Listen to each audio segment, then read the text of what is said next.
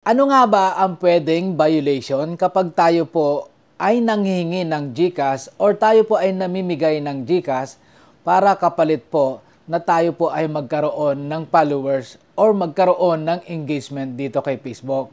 Ayan po ang katanungan ng ating follower na si Titay. Sino kaya si Titoy? Guys, meron pong karampatang parusa or violation restriction ang sino man po na ma-detect ni Facebook na namimigay nga po ng pa-GCash or nanghihingi ng pa-GCash kapalit po ng engagement. Or, follow me, I will follow you. Wow, ang ganda no? May napanood po ako isang content creator na dumaan lang sa wall ko. Ang ganda po kasi ng kanyang post na Reels mo, watch ko. Good to be true talaga. No? Subukan mo kayang manood ng 3,000 reels sa isang araw. Ewan ko lang kung hindi ka mabaliw. Di ba? Yung po ganung caption, pag unang basa mo lang, no, mababluff ka talaga eh. Kung ikaw yung tipong pabugok-bugok lang, reels mo, watch ko. Siyempre, gagrab mo yon. Abay, ang sarap pakinggan eh. Pero kung pag-iisipang mo mabuti, mapapanood niya ba talaga? Sa tingin mo sa isang araw, mapapanood siya ng 1,000 reels? Natutulungan ka niya? I don't think so. Baka sa Mandaluyong ka na abutan niya ng gabi. Di ba? Guys, balik po tayo dito. Meron nga pong violation dyan. At nandito po mismo kay Facebook. Ayan po, basahin nyo. Ang ina-allowed lang po niya. Kaya po guys, si Facebook, naglagay po siya ng branded content tagging.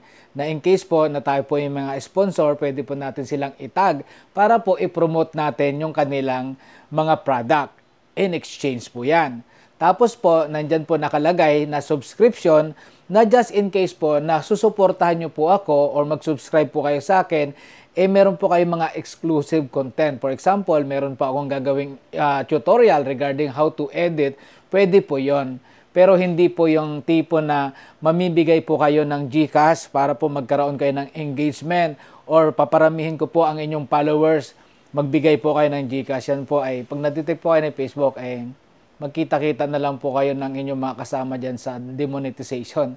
So, good luck po sa inyo. Kaya kung ako po sa inyo, pagbaguhan po kayo dito, sumunod po kayo sa community guidelines. Kasi pag naipag-participate po kayo sa ganyan, at natuto na rin po kayo, dahil syempre, easy money po yan, no? Para po kayong fixer dyan sa Pilipinas, na syempre, pag nakaramdam ka na kumikita ka ng pera sa mga ganyang paraan, syempre, maiengganyo ka na rin. At sasali ka na rin dyan. So, it's up to you guys.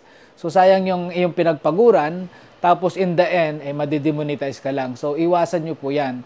Iwasan nyo po magbigay sa mga taong yan na nanggugoyo lang, yung mga bugok na yan dito sa Facebook, no?